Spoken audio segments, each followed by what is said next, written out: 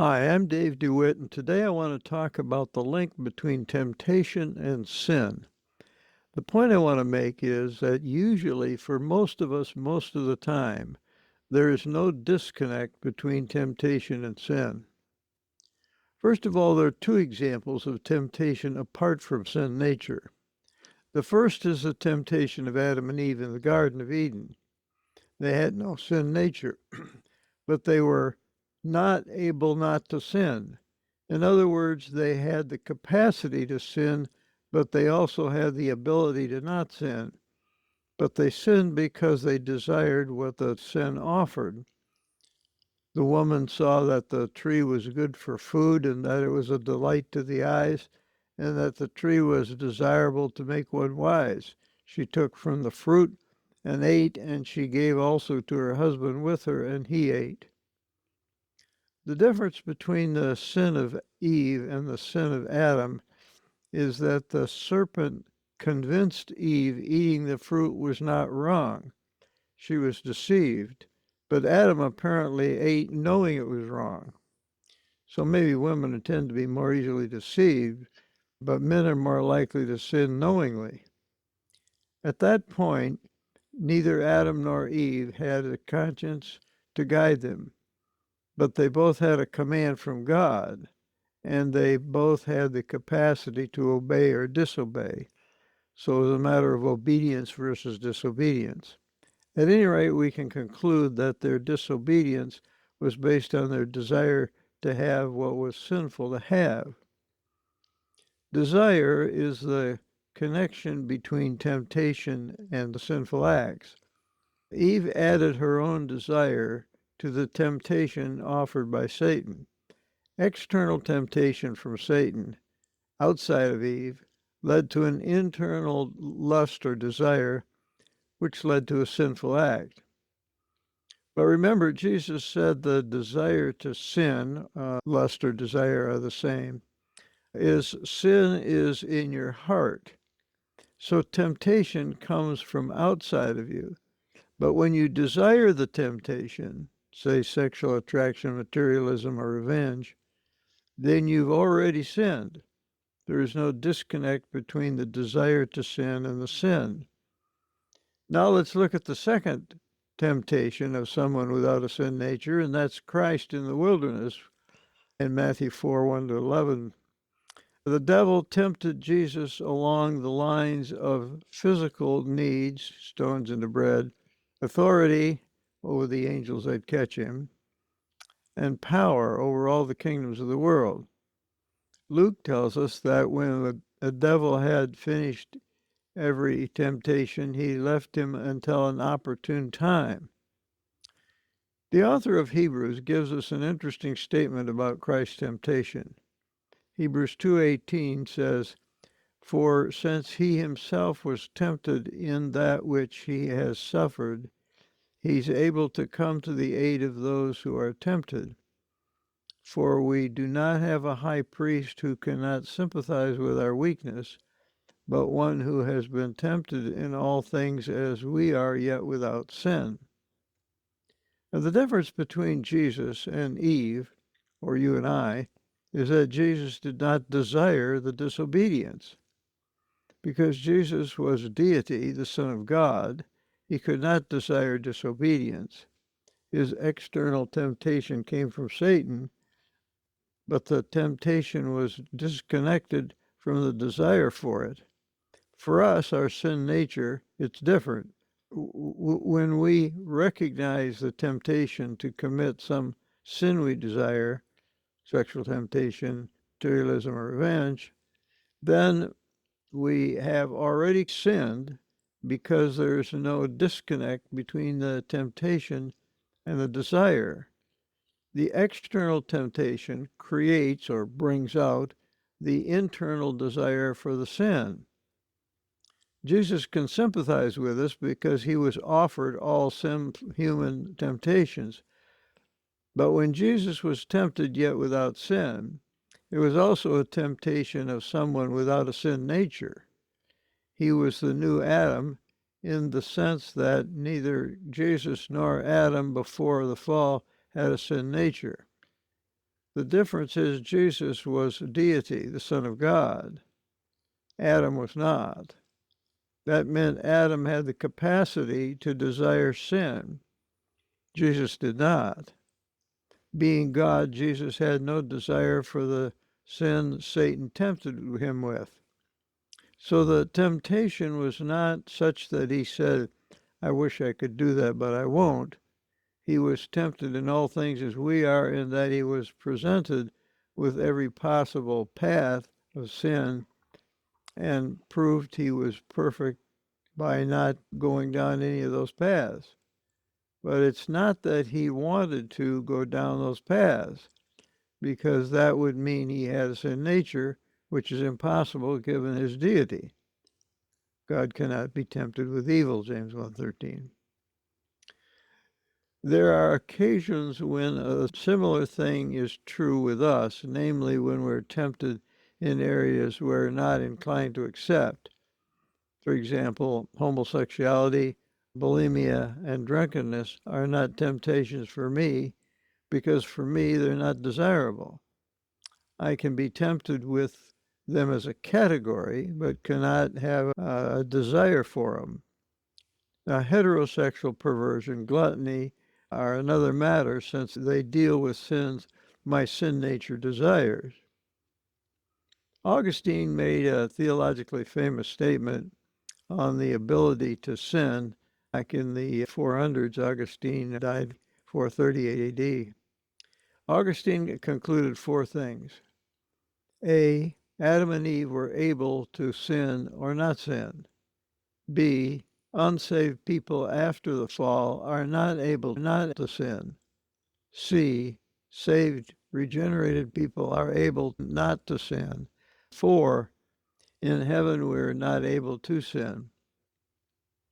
There's no question that Augustine was correct about his first 2 points, but as to his fourth point, I would rather say the glorified person in heaven will not sin. The way Augustine put it sounds like in heaven we lose our free will, which is consistent with his emphasis on sovereignty, but it neglects free will. I'd rather say we're like the angels in heaven in that we have the capacity to always not sin. But that's not my concern here. I want to focus on Augustine's third point.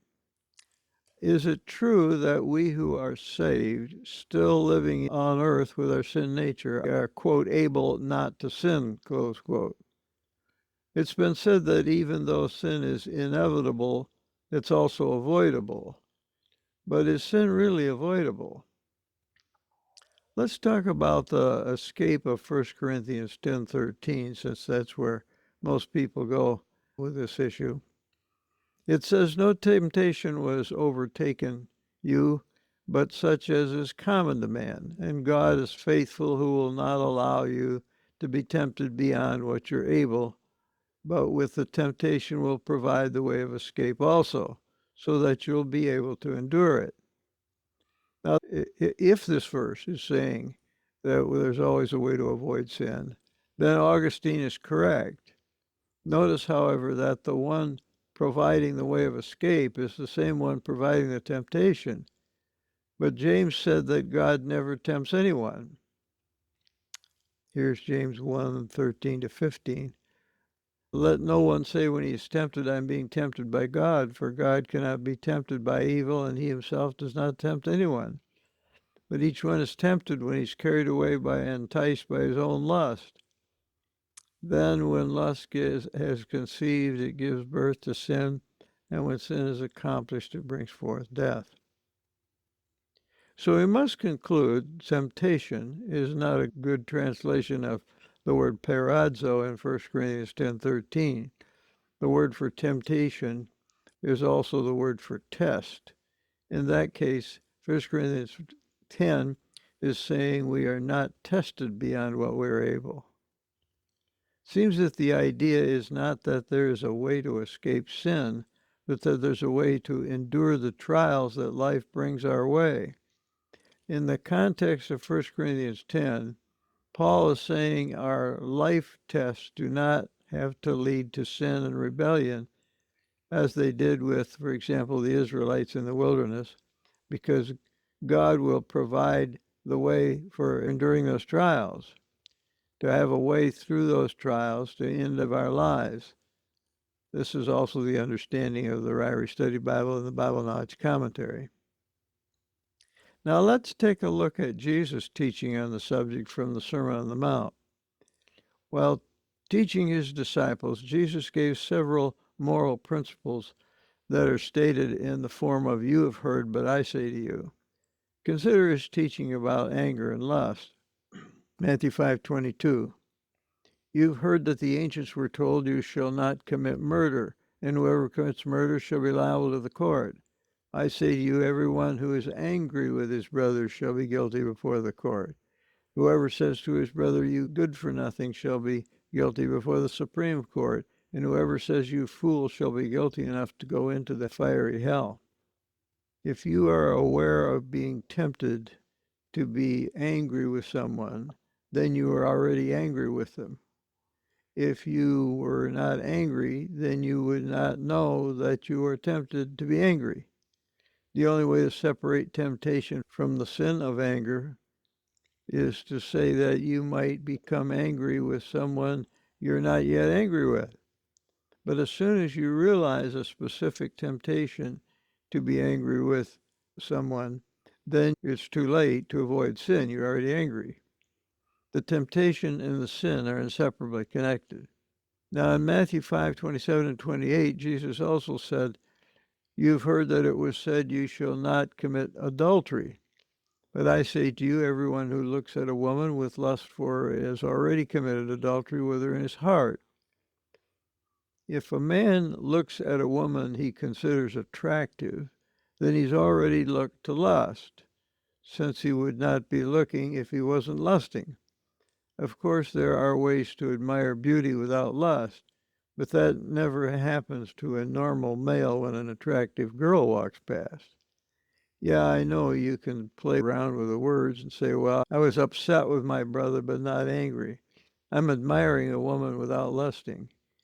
Even if that's true in some situations, it's not always the case. It's not usually the case. And in the real world, it's hardly ever the case. Playing with descriptions is usually just an excuse to justify anger and lust. And it's the same with all sin. Temptations to sin are already sin if you're inclined to enjoy the sin. Now, I want to just mention a few other scriptures on temptation in the New Testament. Here's 1 Timothy 6:9. "But those who want to get rich fall into temptation and a snare and many foolish and harmful desires which plague men into ruin and destruction." Notice the desire to get rich itself constitutes a fall into temptation, which is inseparably connected to foolish and harmful desires. Here's 2 Peter 2:9. "The Lord knows how to rescue the godly from temptation and to keep the unrighteous under punishment for the day of judgment." Notice those rescued from temptation are contrasted with those punished for the day of judgment. The godly are rescued from entering into temptation, and those under punishment are not. So the rescue from temptation is a rescue from the sin punished in the day of judgment. Therefore, the temptation itself is sin. Here's 1 Thessalonians 3:5. "For this reason, when I could endure it no longer, I also sent to find out about your faith, for fear that the tempter might have tempted you, and our labor would be in vain." Notice Paul's concerned about their being tempted. Why would temptation make Paul's labor in vain if it wasn't sinful? Why wouldn't he say he was concerned that they had not succumbed to the temptation? Apparently the temptation is also sinful. Here's James 1:14 and 15. "Each one of you is tempted when he's carried away enticed by his own lust. Then when lust is conceived, it gives birth to sin, and when sin is accomplished, it brings forth death." Notice James does not say we are sometimes carried away by our lust, same word as desires, when we are tempted, but each one who is tempted is at that time carried away by his lust.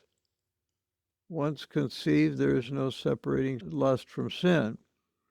The death, the consequences, sin, the sinful act, the lust, our desires, and the temptation are all inseparably connected. So, if we are all tempted and our temptation is sin, how can we relate to a holy God? Well, the reality is we are far more sinful than we think we are. However sinful you think you are, you're far more sinful than that. David wrote, "The Lord has looked down from heaven upon the sons of men to see if there are any who understand, who seek after God. They have all turned aside, together they have become corrupt. There is no one who does good, not even one." That's a Psalm 14, verse 2.